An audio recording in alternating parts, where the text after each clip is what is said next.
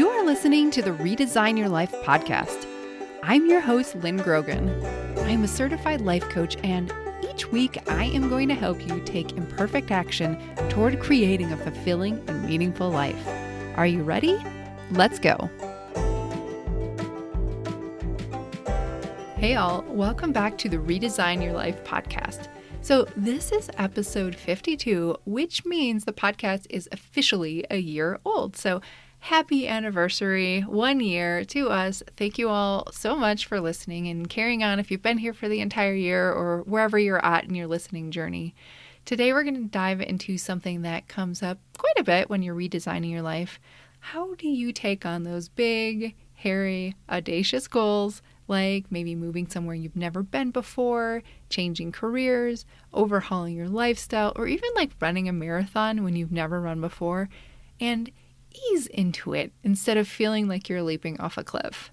So that's what today's episode is all about, creating what I'm calling a minimum viable experience. So you might have heard that term before, or something similar called like minimum viable product.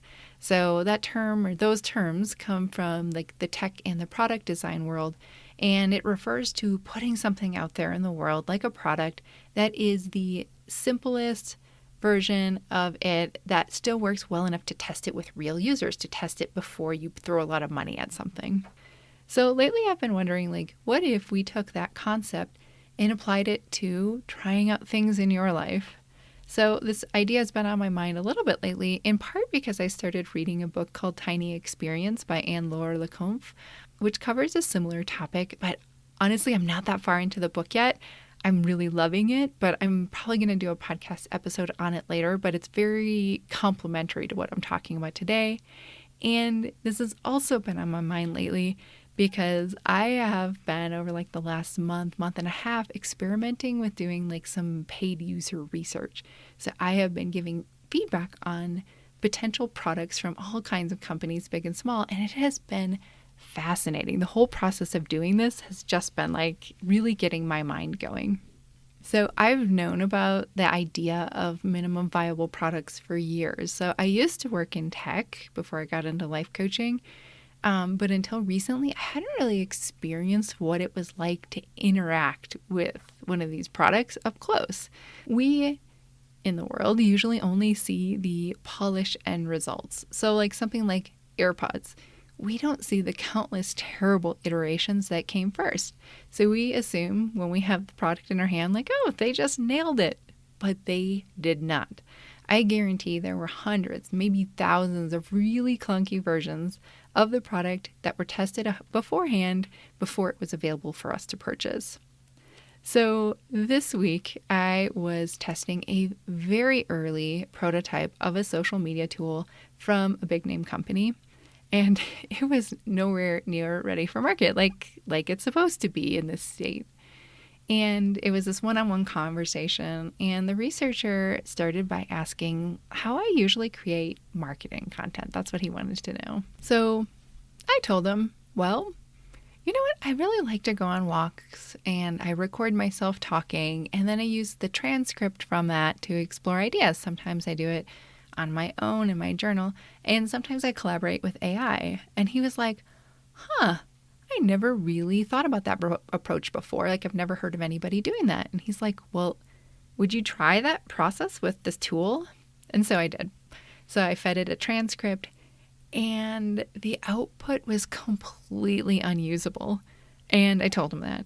Like, I was honest about what worked from it, which was very little of it, and what didn't work, which was most of it. That kind of honesty goes completely against how I was raised. And maybe you were too. Like, if somebody made something and they gave it to you and you didn't like it, you were expected to be quiet. Or if you had to say something, it would be something like, oh, well, I could see how someone else might like that, which is essentially just people pleasing. And it's so completely unhelpful. Like, I often wonder if part of the reason why we have a hard time telling ourselves the truth about things is because we were never really given a lot of encouragement or experience in actually telling the truth about things. We're trained, a lot of us, from an early age to people please, to tell people what we think they want to hear. So anyway, back to the researcher, like, He asked for my feedback and he listened. And when I was telling him things that I didn't like, he wasn't defensive or offended at all. He was open and curious. He took in everything I said. He made notes. He walked me through some other scenarios and asked for my feedback on that. And the whole process just felt very safe to me to say what was actually on my mind. And here's why, in part, I think that worked and why I felt that level of safety. Neither the researcher nor I was attached to the idea at all of this product. We were both just curious. That's what we were set up to be. And because we weren't attached, there was nothing to protect or defend when I gave feedback. He and his team hadn't sunk a ton of money or time into it, so my feedback and what I had to say wasn't seen as a threat. It was actually incredibly valuable data, even though I was saying things that maybe they didn't necessarily want to hear. So that's the magic of trying things out early. There are minimum sunk costs or emotional investment at that part. You're giving yourself the freedom to experiment. Now, how do you actually apply this? How would you create a minimum viable experience to test drive a future that you're dreaming of? Well, first, you want to find a way to explore a bite-sized version of what you're thinking about doing. Seriously, the smallest thing you can think of, and I'll give you a tangible example in just a moment. Second, create a sense of safety for yourself. If we go back to the user experience example, when I hop on a call to give product feedback, the researchers almost always say something like, please say whatever comes to mind. There's no right or wrong answer. We won't be offended. We really just want your honest reaction to this. And that kind of framing creates safety. It helps me and probably many other people bypass people-pleasing instincts because we're given kind of that permission to say what's truthfully on our mind. It's being told that it's helpful to do so. And you can do the same thing for yourself. You might say something like, hey, I'm just going to try this out and see what I think. I might like parts of it, I might not, but all feedback is useful. And that kind of self-talk keeps the experiment low stakes and judgment-free, or as judgment-free as possible. Then once you've tried something, actually evaluate it. What worked? What didn't work? What felt exciting? What felt kind of like a chore?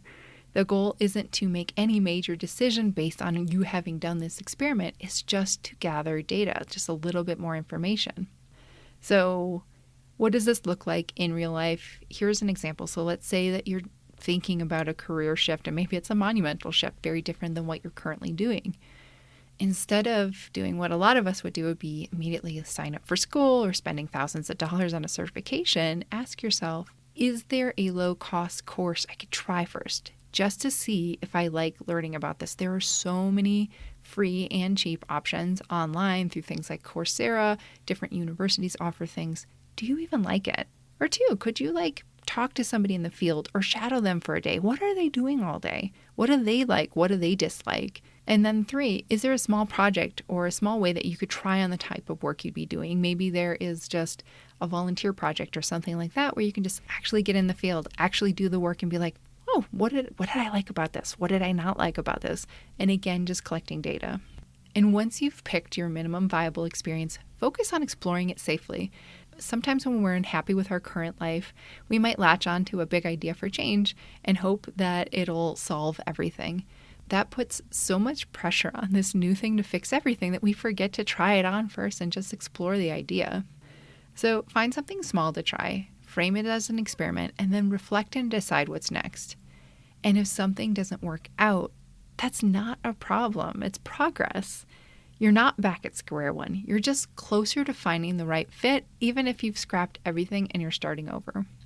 There's a reason that companies prototype, because the cost of going all in on the wrong thing is really high. And the same goes for all of us. So now I want to hear from you. What is something big that you have been dreaming about? And what's one tiny way that you could give yourself a minimum viable experience to try it on?